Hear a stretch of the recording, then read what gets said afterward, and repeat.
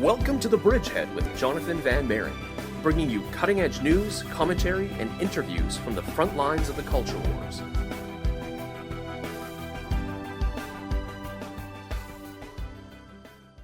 Hello, everyone, and welcome back to the Bridgehead on AM 530 at 1 o'clock p.m. My name is Jonathon Van Maren, and for today, I'll be bringing you a special that will last for about the next hour, because today we're going to be discussing something that is of huge importance to the people of Ontario, and the people of Ontario have been making that crystal clear. And of course, I'm speaking of the attempted changes to the sex ed curriculum in the school system by Premier Kathleen Wynne's Liberal government. Now, it's very safe to say that when the Liberal government started proposing changes to the sex ed curriculum, that they did not at all expect what was going to happen next. There have been tens of thousands of people protesting at Queen's Park, protesting Premier Kathleen Wynne's events, protesting outside the offices of provincial members of parliament. There's been a petition that's garnered already over 80,000 signatures. It's been covered by virtually every major news organization, not only in Ontario, but in fact in the country. It's an enormous story. And one of the reasons that this story is so interesting is because it's not just traditional Catholics and traditional Christian Protestants now who are actually protesting this new sex ed curriculum. In fact, it is a protest that crosses ethnic and cultural divides. There are Sikhs, there are Hindus, there are Muslims, there is a huge contingent of Chinese immigrants as well who are opposing this. So this is basically a movement oriented towards saying loud and clear to the government that we should let kids be kids and that kids should not be learning these types of things in school. Now, what sort of things are they actually learning in school, and why are people getting so worked up? A lot of critics of these sex education protests who are completely boggled by the fact that tens of thousands of people are willing to show up in protest across the country. They're willing to pull their children out of school. They're basically willing to threaten to shut down the public education system over it. Well, inside this new sex ed curriculum is things that are being taught at a very early age. For example, in grade 1, at age 6, they teach about genitalia and consent. In the section C1.3, human development and sexual health, they identify body parts. And for example, one teacher prompted me, we talk about all body parts with respect. What is important to know about your own body, and use the correct names for parts of the body. Now, this alone doesn't seem particularly radical, but Kathleen Wynne and Minister Liz Sandals have also promised the teaching of, quote, enthusiastic sexual consent will be weaved throughout the sex ed curriculum beginning in grade 1, and it appears that it will become progressively more explicit in each grade so that children can, quote, see what consent looks like, although the government has not yet provided details of what that might look like, and so on and so forth. Children are taught about homosexuality in the 3rd grade. In grade 4, they're taught many things about dating that parents feel are very age inappropriate. For example, in grade 6, at age 12, they're taught all about masturbation, and so on and so forth. If anyone's interested in seeing a breakdown of this, you can go to Campaign Life Coalition's website at campaignlifecoalition.com. They've actually delivered there a breakdown of the sex ed curriculum, and it's been translated into Arabic, English, French, Chinese, Italian, Portuguese, and Spanish. So that parents can really be aware of what their children are being taught.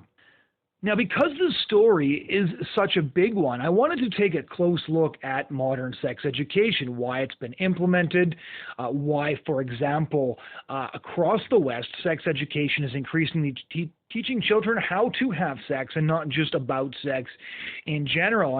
And one of the reasons that I want to take a closer look at this topic as well is that one of the things that pro-lifers hear all the time when they're engaging people on the abortion issue is that the answer to decreasing the abortion rate would in fact be more sex education, of course, which is manifestly untrue, as the next guest will point out. We've seen an increase in abortion as the result of sex education. One of the reasons reasons for this, as George Jonas pointed out recently in the National Post, is that when you teach people how to do things, more people are more likely to partake in those actions, and at a younger age. So today I'm bringing two very special guests on to discuss modern sex education with me. And the first guest will be familiar to many of you, and it's journalist and author Peter Hitchens.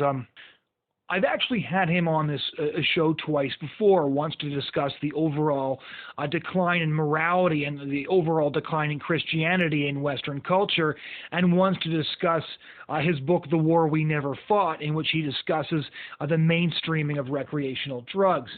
Now, Peter Hitchens has written a number of amazing books, including The Abolition of Britain, which is my favorite, The Rage Against God, which is also a phenomenal book, and A Short History of Crime, and a number of other books that really do apply across the Anglosphere and not just specifically in the United Kingdom. So my first guest will be Peter Hitchens, discussing the concept of sex education and its impact on our culture and on the Anglosphere, essentially. And the second guest is going to be somebody who's really been following these events very, very closely. It's Dr. Scott Masson, and he's of the Tyndale. He's an associate professor of English at Tyndale College. He got his PhD from the University of Durham, and he specializes in English and European Romanticism, literary theory, hermeneutics, Christianity, and literature. He's a very fine Christian intellectual. He follows social issues very, very closely, and in fact, he wrote a very extensive piece for the National Post breaking down the sex ed curriculum and explaining why it was dangerous, and explaining why, in his words, the critics of this new sex ed curriculum were in fact right. So we'll be bringing him on for the second segment to begin this discussion. So first, I'd like to bring on author and journalist Peter Hitchens to discuss modern sex education and the impact it has on our culture. We have a debate going on here in Canada, which you may or may not have heard of, concerning sex education. One of our biggest provincial governments here is attempting to re-implement new sex education that details a number of genders and things like that. And one of the problems for the government is we have massive protests taking place now, a sort of coalition between Sikh groups, Hindu groups, a variety of Christian groups, and they're claiming that the intention of the sex education of the government is not just to teach, but they're saying when you're teaching things like masturbation and grades 3 or 4 and things like that, the intention is actually to corrupt their children. And you've detailed things like this in The Abolition of Britain in numerous columns. I heard one radio interview where you said the purpose of sex education has been to debauch the youth of the nation. What would your take on this whole scenario be? Well, the problem with sex education is that the ostensible purpose for which it's advocated, it turns out not to be true. I did a sort of study a few years ago of the development of sex education in my own country, and what I found was that it had been justified really since the middle part of the Second World War, when, of course, there was a lot of venereal disease, as we then called it, on the basis that if people were better educated about it, then it would reduce the amount of sexually transmitted disease and the amount of unwanted pregnancy. And this has been advanced every time it's been both introduced and expanded.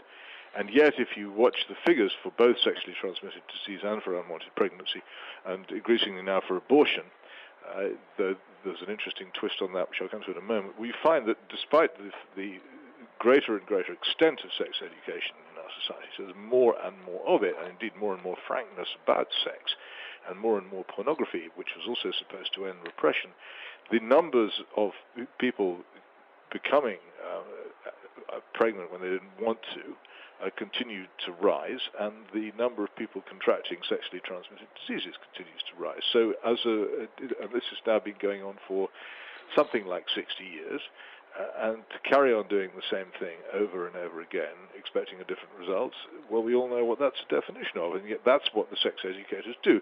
So it seems to me they've got to explain why it is that they persist in following a model which is demonstrably not working along the lines which they claim. And here's the problem with it. Is there another explanation for it? It's said, and I've been trying to track this down for some time, and Hungarian history is quite difficult to pursue. It's said that George Lukács, who was Commissar for Education in the short-lived Belakon Soviet government in Hungary in 1918, openly said that the purpose of sex education, when he introduced it then, and I think he was probably the first person ever to do so, was to debauch the minds and morals of religiously brought up young women, particularly. So I've been trying for some time to check the actual fact. I've not got it back to hard sources, but it seems to me to make a certain amount of sense. What else is the purpose of it? Because the kind of things which people are taught in sex education are disinhibiting things. Once the thing, when I was at school, and no one ever mentioned masturbation. It would have been considered extremely bad manners to mention it anywhere, let alone for an adult teacher to talk to quite young children about it and about other sexual practices in class. The moment these things start being discussed, it disinhibits people. It takes restraints off them which previously were there. Now, you may believe, and a lot of people do believe and have believed for many years, that these inhibitions are bad for us. That's a point of view. I don't happen to share it, and if you follow that point of view as a parent, then I suppose you're entitled to introduce your child to this sort of thing at as early an age as you wish in a free country. But what bothers me is that in many cases, parents don't realize what's being done in classrooms until after it's happened, and discover only later just how very disinhibiting this is. And one of the things about discussing, and this also happens in supposed drugs education, discussing these things in the way they're discussed, is that they make things sound normal. So it's assumed that children will have underage sex or unmarried sex or promiscuous sex, and it's assumed that they will do so, and all the precautions that they're supposed to take are based on this idea: this will happen. If you can't be good, be careful. And here are technical means to avoid pregnancy and avoid sexually transmitted diseases, most of them centered around the condom, which is supposed to be the great savior in this. As I say, the results of this have not been satisfactory. I don't know whether you have the morning after pill, as we call it in Canada, but this has made the one major difference in recent years. The numbers of actual pregnancies coming to the point of abortion or coming to term have begun to fall. But the ease with which the morning after pill can now be obtained, which is effectively an abortion pill, is now so great that I think that's probably the reason. It's very, very hard to obtain any figures on the numbers of these pills being distributed. I think if one could discover, one would find that that's the only reason why the numbers of abortions and unwanted pregnancies have begun to fall, because you would note, if you look particularly at diseases such as herpes, but also at some of the more longer established sexually transmitted diseases, that the incidence of these is not going down. On the contrary, it's continuing to rise. Now that, of course, can't be prevented by the morning after pill, and it can't actually be prevented by the use of condoms either. In general, it seems to me to be an indication that if this thing is supposed to be reducing the problems of unwanted pregnancy and sexually transmitted disease, it's failing on its own terms. And what I always wonder is why the people who advocate it aren't questioned more closely on this failure and on what their real motives are. And often when you look at what they write and what they say, it seems quite clear that they are people who have very strong views about having a less inhibited, more sexually liberated society. Well, as I say, that is a position, and in a free society people can hold it. But should schools, particularly schools financed by taxes, to which it's often more or less compulsory for children to go, should they be following this one practice, or should they be staying neutral in this? And shouldn't it be left to parents themselves to decide what their children are told and when they're told it? Well, that's the interesting debate here, is that the people who are putting forward sex education, and there's a flurry of back and forth columns going on in our newspapers, and they're saying, we have very good intentions here. At the same time, we see things that you've been referring to, that it fails on its own terms. So did, for example, people say contraception solves abortion.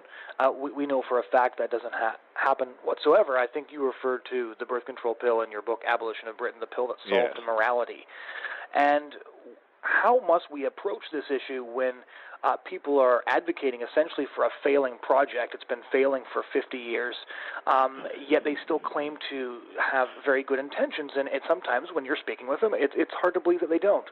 Well, calmly, I think, and take them at their own valuation. I don't think there's any point in trying to whip up hostility against them, or indeed in getting overexcited about it, because it never works, particularly with the left. I think dogged and continued questions about the facts, about on what they base their claims that this form of education will actually reduce the incidence of these things. And they need to be questioned again and again and again and asked to account. Can you please explain to me exactly how and where you can show that this has ever happened?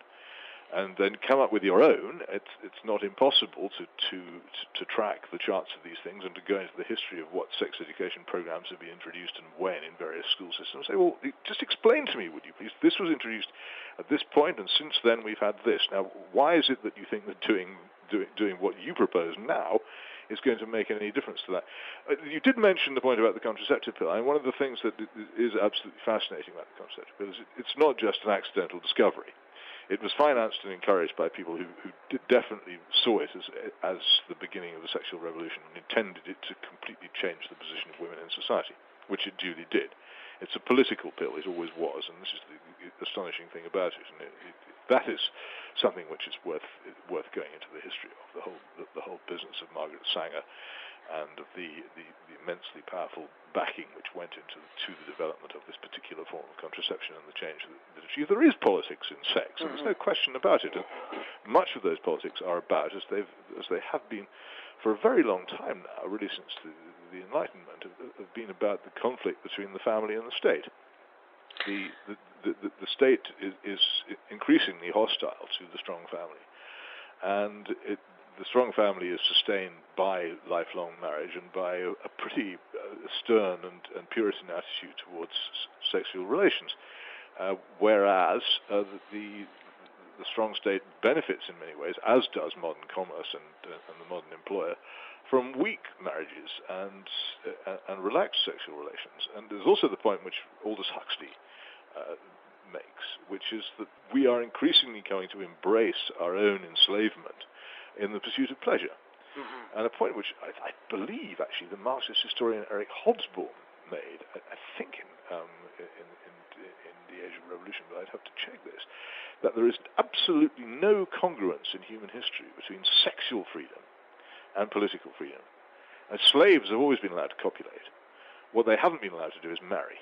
Right. And this is an extremely important point. There is no necessary connection between a society which is sexually free and sexually uninhibited and a society which is politically free, which has free speech and freedom of assembly. It doesn't necessarily follow at all. So we're dealing here with a very, very profound philosophical battle about the nature of society. And it needs to be conducted in a very serious fashion. The difficulty is in finding anyone to give you a hearing.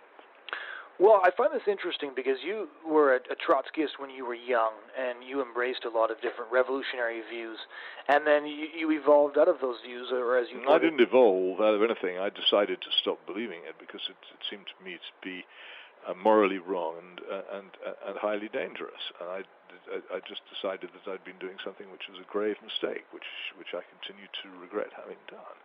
But the great advantage which it gives me is that I know what left-wing people say and think in private when they're not trying to please people on television shows. I know just how dogged and devastating this project is, which they want, and I know that the fundamental engine of left-wing activity really since the 1960s has not been to seize the post office and the barracks and the railway station. It's been to seize the television station and the newspaper and the university, and to obtain victory through capturing the minds of people, and also to alter society not through nationalizing the railways or anything like that, but through nationalizing childhood.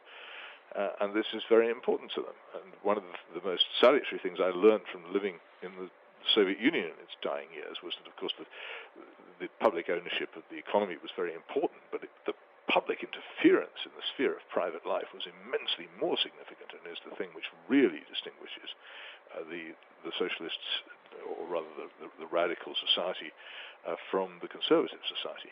And that is what all this is fundamentally about, as far as I can see. And the huge difficulty of knowing just how bad the left is and not being able to explain to conservatives what it is they're up against is one of the fundamental problems of modern Western societies.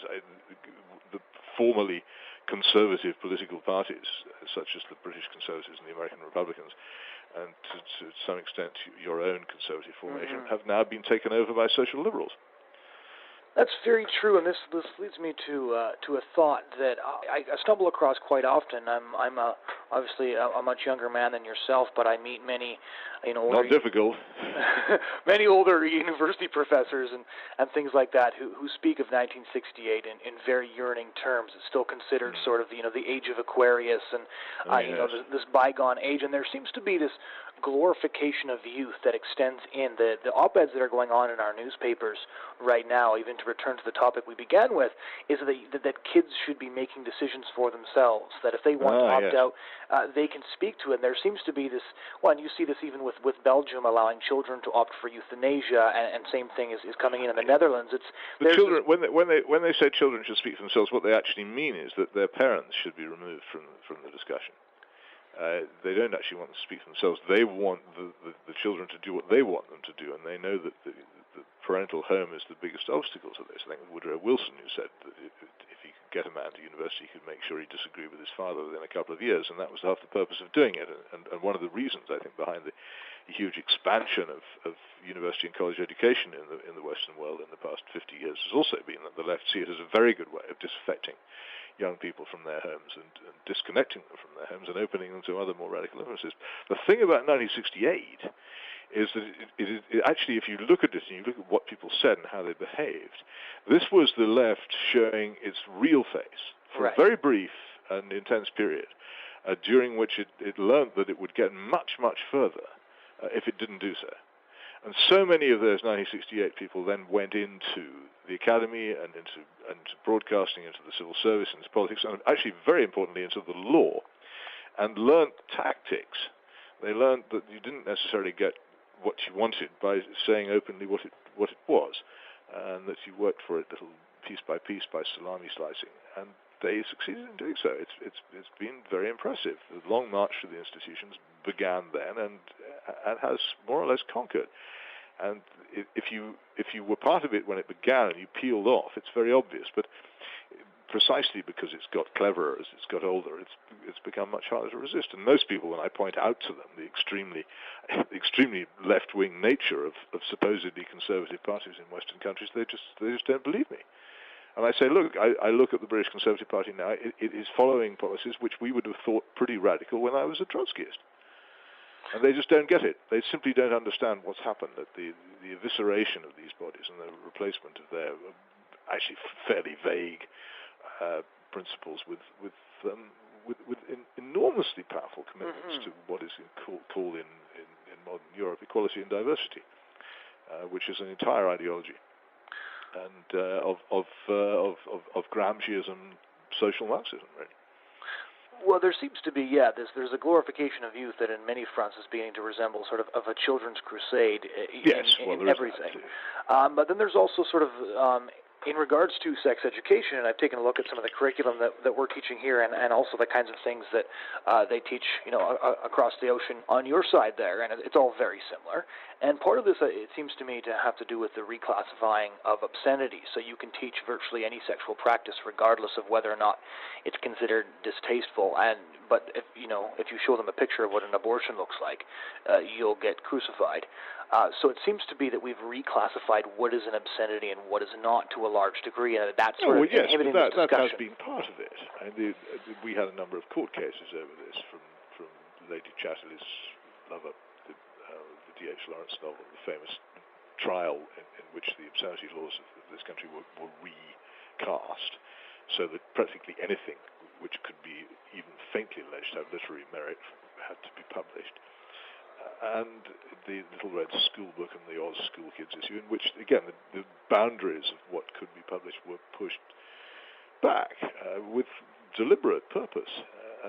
But the idea that when this was challenged at the time, people said, the advocates of it said that if we were a less inhibited society, we would have fewer sexual problems. There wouldn't be the horrible rapes and things like this, which would seem to be a feature of the time.